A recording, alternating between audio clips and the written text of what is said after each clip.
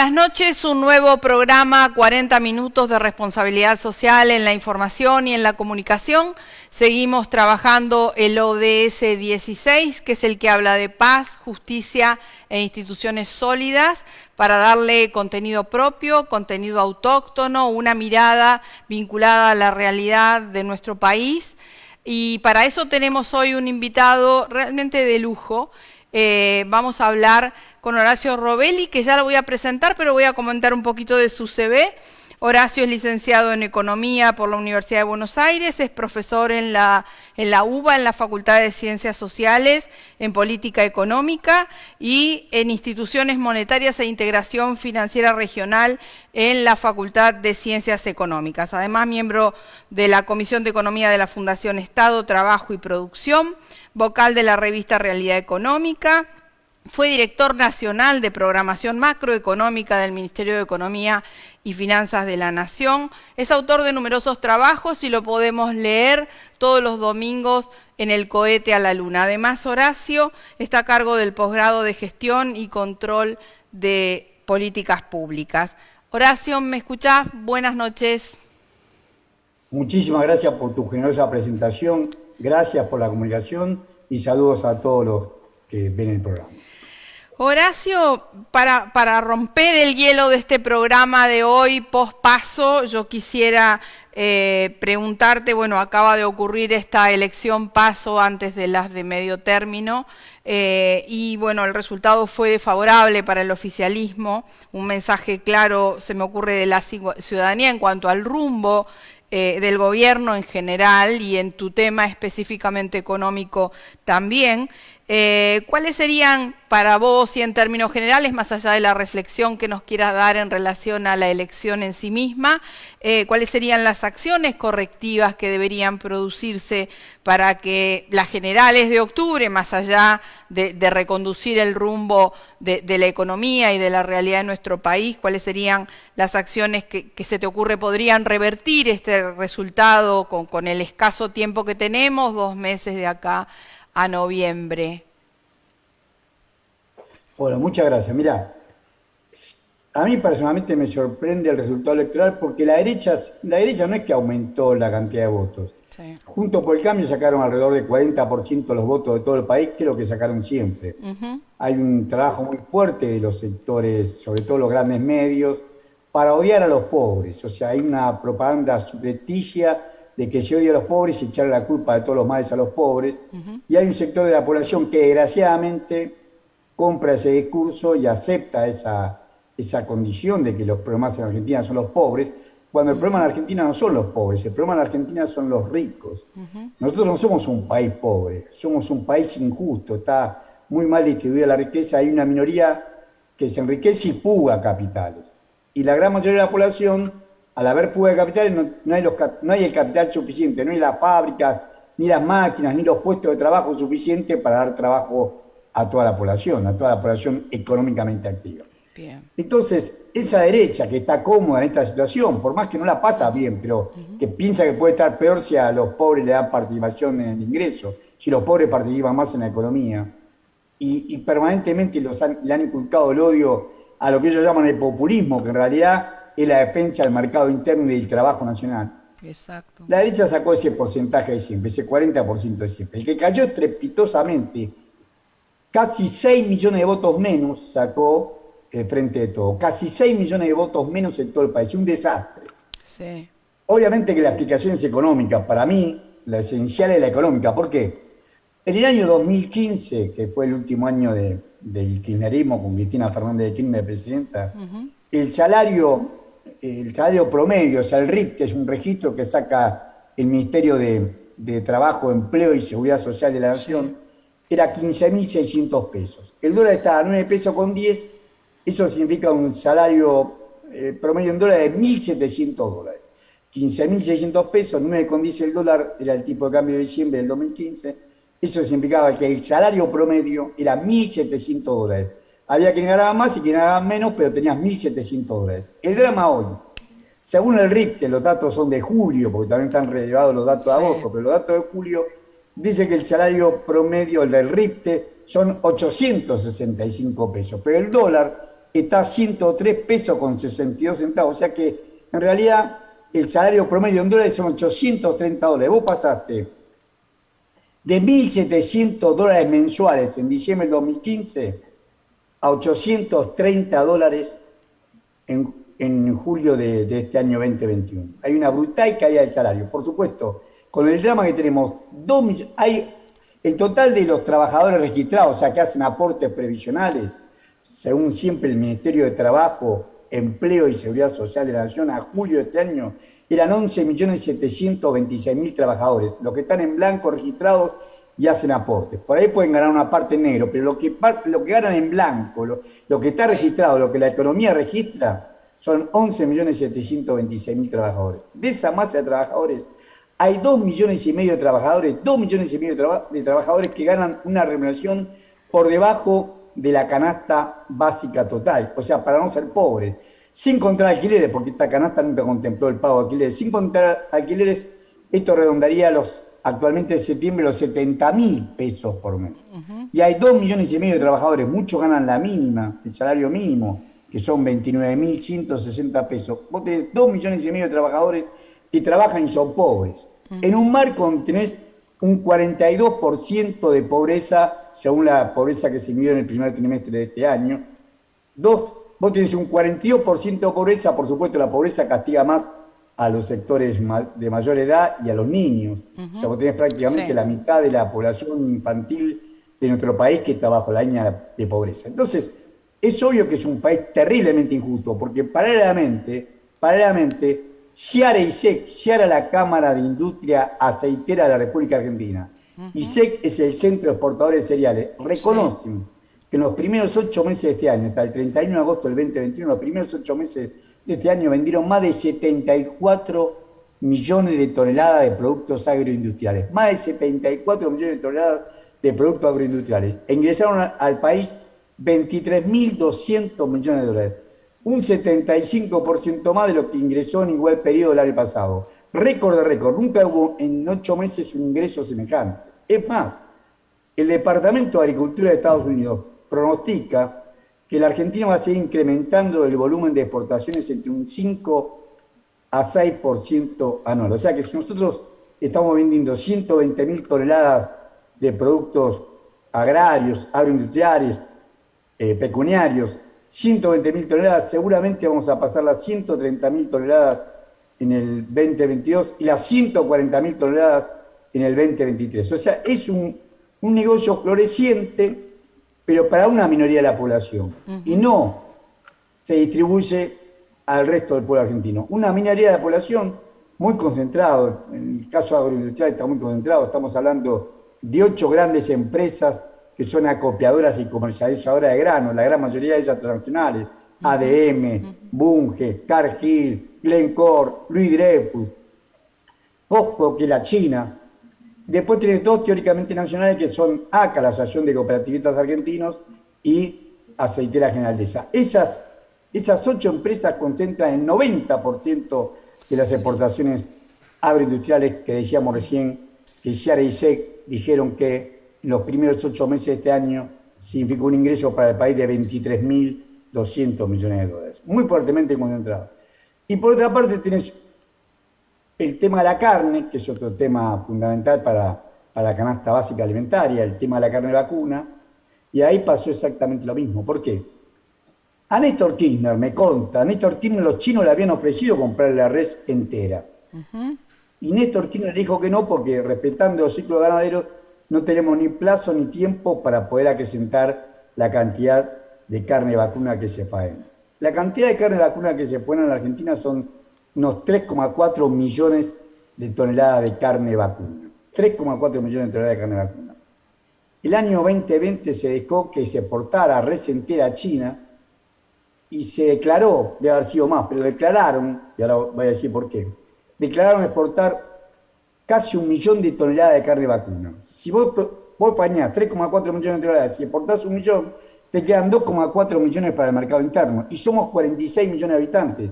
Por eso el consumo per cápita de carne vacuna del año 2020 fue el más bajo de los últimos 100 años. Hace 100 años que no se consumían 50 kilogramos per cápita de carne vacuna como fue el año 2020. 2.400.000 toneladas de carne vacuna dividido 46 millones de habitantes, te da 50 kilogramos per cápita. Cuando nosotros consumíamos 72, 74, 75 kilogramos per cápita de carne vacuna. Entonces tenés un negocio floreciente para un sector, ahí también está fuertemente concentrado.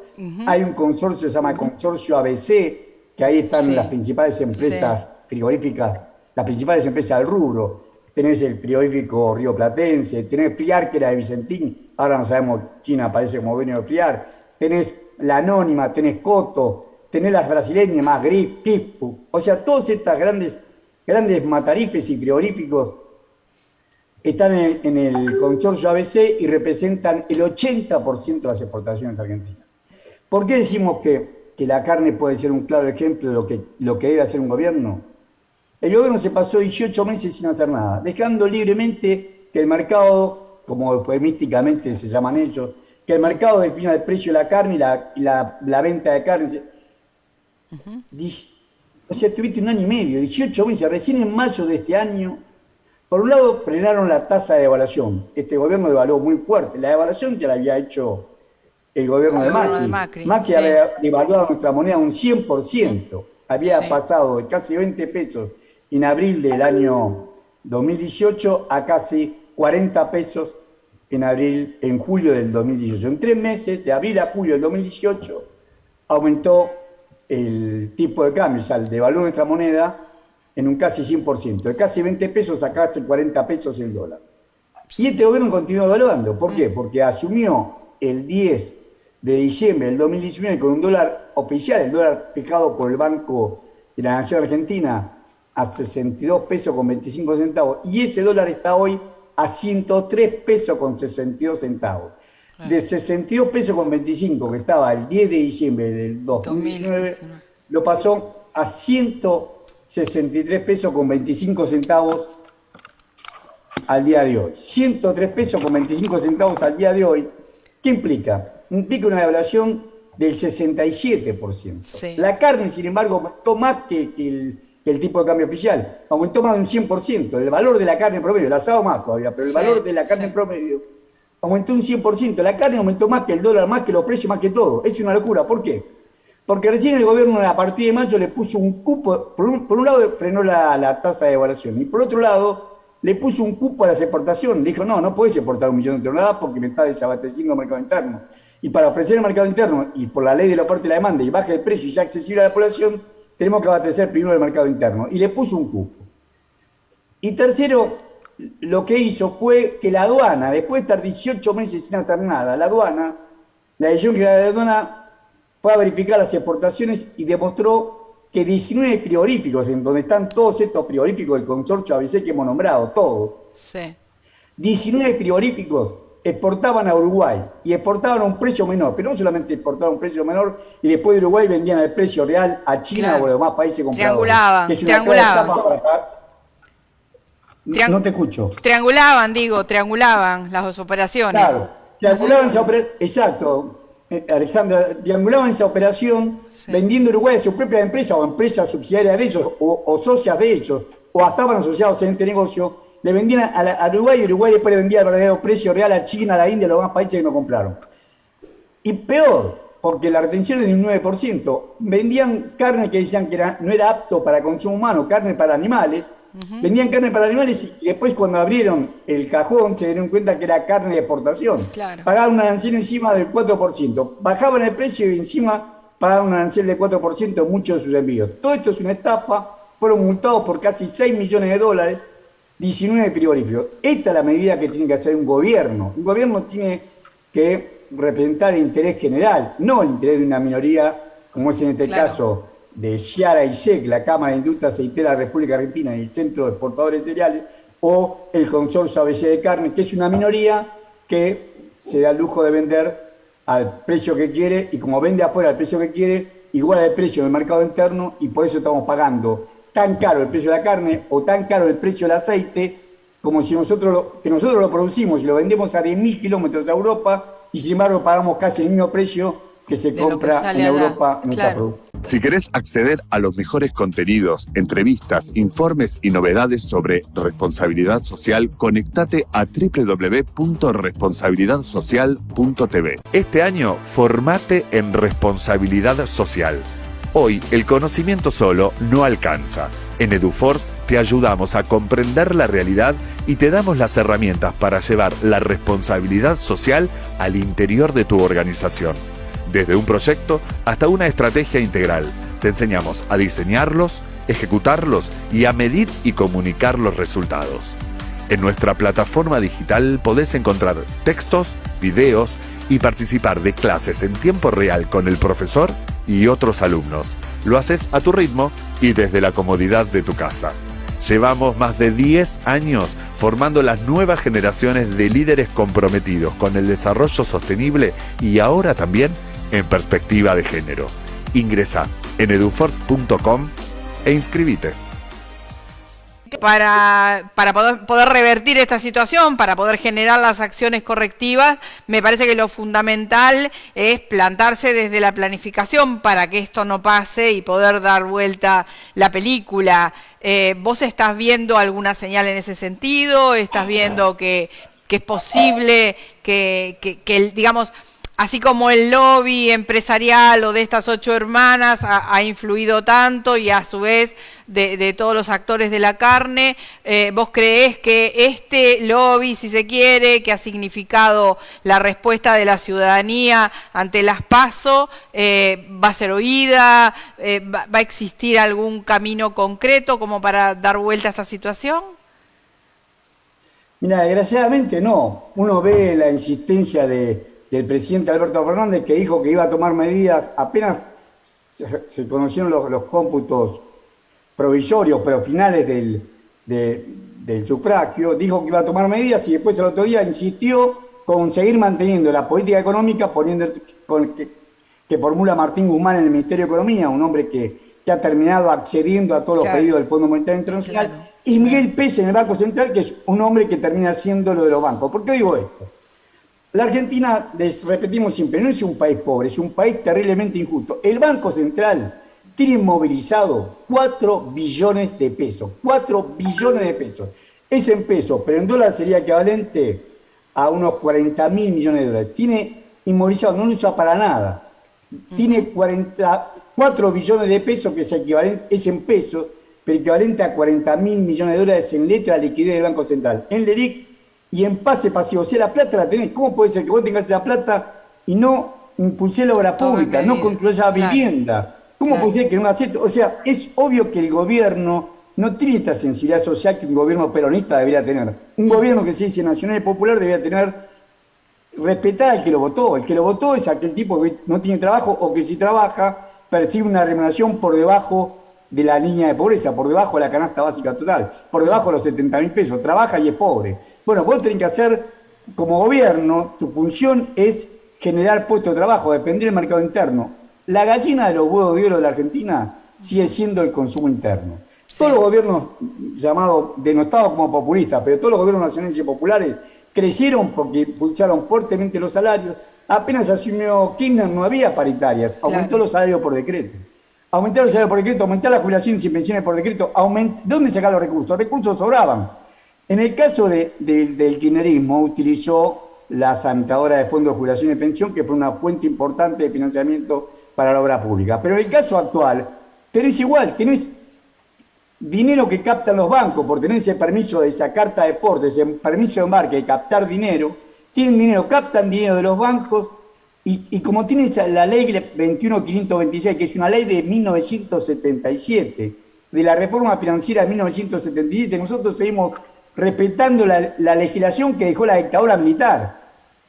La Constitución lo prohíbe. Sin embargo, nosotros respetamos la ley 21.526 y todos sus anexos, la ley 24.144 de Carta Orgánica del Banco Central que hizo Domingo Felipe Cavallo. Respetamos todo ese andamiaje jurídico para beneficio de los bancos. Los bancos tienen la carta de porte, recibir los depósitos del público y hacen con ellos lo que quieren. En mi época, cuando yo trabajaba como empleado bancario, estoy hablando de años 73, 74, 75, había centralización de los depósitos. Si los bancos captaban depósitos, pero tenían que dirigirlo a la pequeña y mediana empresa, a las economías regionales, me acuerdo que en ese momento se afectaba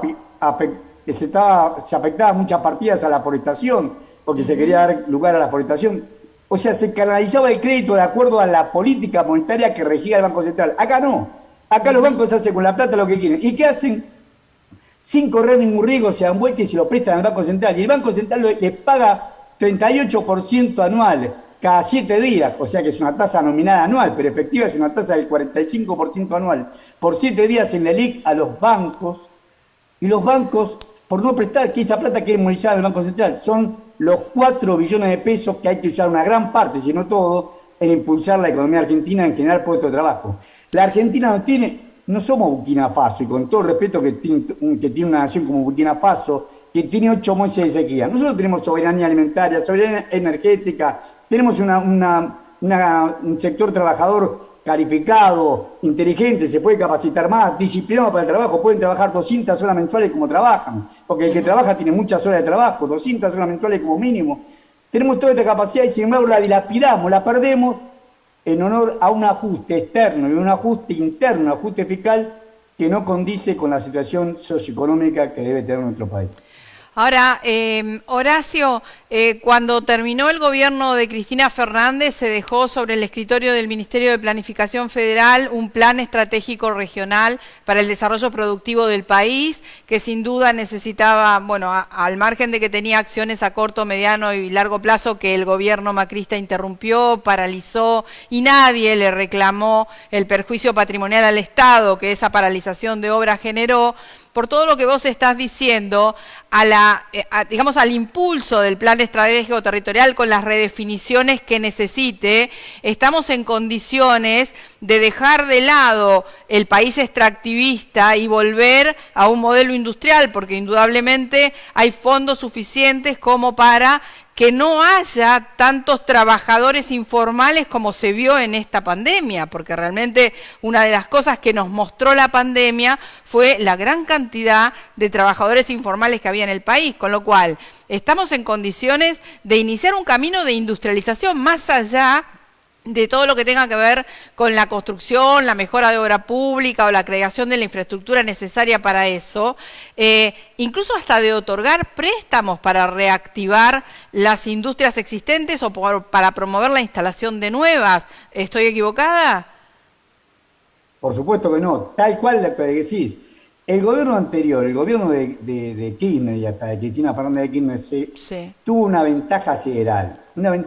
Se sacó al Fondo Monetario Internacional de encima. Nosotros, Perón obviamente no se iba a sumar al Fondo Monetario Internacional. Nos sumamos en el 56, después de la Revolución Libertadora. Tuvimos 50 años en la tutela del Fondo Monetario Internacional, así no fue. Recién en enero del 2006 nos pudimos sacar al Fondo Monetario Internacional de encima cuando Kirchner juntó las reservas dólar por dólar y las utilizó para sacarnos la tutela del Fondo Monetario Internacional. Sí. Sin esa tutela se pudo hacer ese plan de planificación estratégica que decís vos, se pudo armar ese plan y se pudieron hacer obras como no se hacían desde el peronismo. O sea, no es casualidad que todas las obras que se hicieron en el peronismo se volvieron a reproducir en los años del kirchnerista. ¿Por qué? Porque no tenías al Fondo Monetario Internacional que te exigía tener que pagar la cuota de carne, como diría el mercader de Venecia. Vos tenías el capital, lo acumulabas vos y lo mostrabas vos, entonces se pudo hacer viviendas, se pudieron hacer planes viales, se pudieron hacer puentes, se pusieron 3 satélites en el espacio. O sea, se pudo hacer toda esa obra pública, la importante obra pública que se hizo, la importantísima obra pública que se hizo, y es más, había una continuación, porque había formas de financiarse, había una acumulación original que permitía que se siguiera construyendo y se siguiera haciendo inversión pública y generando trabajo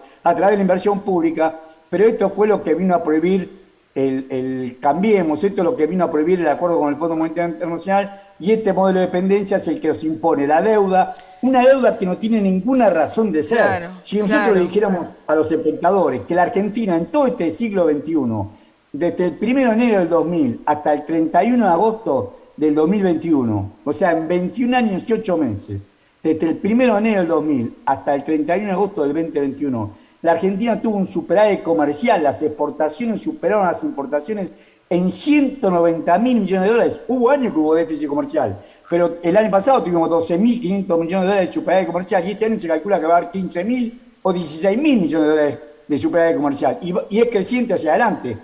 Semejante superávit comercial y sin embargo el país se endeudó en más de 100.000 millones de dólares en la época de Macri. ¿Cómo puede ser un país que tiene su país comercial no necesita dólares?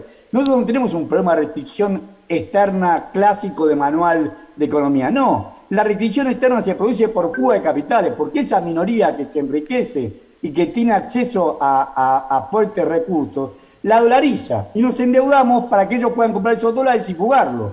Esto es lo ridículo. Macri se endeuda por más de 100.000 millones de dólares, 24.000 millones de dólares pagó deuda vieja, también cambió deuda nueva por deuda vieja, pero 86.200 millones de dólares, no lo digo yo, lo dice el Banco Central de la República Argentina cuando hizo el informe que le pidió el presidente Alberto Fernández el 1 de marzo del 2020, cuando se inauguró las sesiones ordinarias del Congreso de la Nación. Le dio la orden que investigara donde ya había esa deuda y demostró que 86.200 millones de dólares que vinieron de afuera fueron comprados por 7 millones de argentinos. Pero habrá quien compró 100 dólares, 50 dólares, 200.000. Pero hay una minoría, 100 empresas, que de esos 86.200 millones de dólares, 100 empresas compraron 24.679 millones de dólares. Claro. En los 4 años de Cambiemos, 100 empresas compraron 24.679 millones de dólares y la fugaron, fueron esa plata. Y la PIB, así como tardó 18 meses en investigar qué pasaba con la venta de la carne hacia afuera, no hizo nada de nada para averiguar si los principales compradores de esos 24.679 millones de dólares, esos 100 primeros, uno es Telefónica Argentina, que compró 1.202 millones de dólares, y el segundo, Pampa Energía, compró 903 millones de dólares. Y ninguna de las dos empresas declaró ganancia en esos 4 años por esa magnitud. Claro. Por la mitad de esa suma declararon ganancia, por la mitad de esa suma. ¿Cómo hicieron para comprarlo? Es obvio que la PIB tendría que haberlo llamado a los CEOs, a los administradores, a Marcelo Mini de Pampa Energía, y decirle, ¿cómo hiciste para comprar 903 millones de dólares si tu empresa ganó menos la mitad en los 4 años? ¿Dónde sacaste la plata? Hay una ley, que es la ley de lavado de activos, que castiga cuando vos no podés declarar la procedencia, el origen de los fondos. Y ellos no pueden declarar el origen de los fondos. O sea, estamos en un gobierno que ha permitido que todo esto pase, que no ha sancionado a los que han fugado capitales, y ahora pretenden que el pueblo argentino pague esta deuda y la está pagando con este ajuste fiscal que se está haciendo y con este ajuste externo, porque nosotros nos privamos de consumir carne para vender afuera, nos privamos de consumir aceite para vender afuera, nos privamos de consumir pan para vender afuera. Bueno, es esto lo que tenemos que discutir, esta es la verdadera discusión que tenemos que tener los argentinos. Clarísimo, Horacio, clarísimo, total. Justo estaba por reflexionar contigo que en alguna charla dijiste que la deuda es un mecanismo de dominación. Acabás de explicar a la perfección que estamos absolutamente dominados, que la salida para no tener que estar, digamos, atendiendo nosotros la deuda con el Fondo Monetario Internacional es buscar realmente a los responsables de la fuga, es trabajar desde los poderes del Estado para poder recomponer la situación y de cara a la sociedad poder explicar realmente qué pasó, porque resulta absolutamente pobre ver que desde lo discursivo se cuestionó la toma de la deuda y después desde las instituciones e incluso con la espuria presentación que ha hecho también el presidente de la Nación, constituyéndose como querellante en una causa judicial ya existente, no haya tomado otras acciones desde los otros poderes del Estado y desde las instituciones que conforman el gobierno, como el caso de la AFIP en relación a los grandes fugadores. Horacio, se nos terminó el tiempo, lamentablemente. Déjanos tu última reflexión, optimista, pesimista o del color que te parezca, para ya terminar el programa. La Argentina es un país rico, no es un país pobre, es un país rico, tiene miles de recursos, tiene soberanía energética y soberanía alimentaria y tiene un sector trabajador disciplinado y capacitado que se puede capacitar más. Tenemos que despegar, para eso necesitamos que se inviertan, que en vez de fugarse los capitales se inviertan y que se castigue duramente a los fugadores. Es más, había la ley que era la ley de la competencia, cuyo artículo 6 se sacó en el año 2001, que lo penaba hasta con la cárcel a quienes fugaban capital, hasta con la cárcel, puede ser preso. Sí. Bueno, eso se sacó para beneficio, estaban los hermanos Ron presos y para beneficio de ellos se lo sacó. Nosotros tenemos que volver a reimplantar una legislación dura y severa y una fiscalización verdadera contra los fugadores que son los verdaderos traidores de nuestra patria. El que fuga dinero sabe que está desinvirtiendo en la Argentina y la está empobreciendo. Y la pobreza, como vimos, castiga a los más débiles, castiga a los chicos y castiga a las personas mayores. Gracias, Horacio. Un gusto enorme haberte tenido hoy en nuestro programa. Gracias. En realidad, el gusto es mío. Muchísimas gracias por invitarme, Alessandra, y estoy a tus órdenes cuando quieras. Muchísimas gracias. Hasta luego.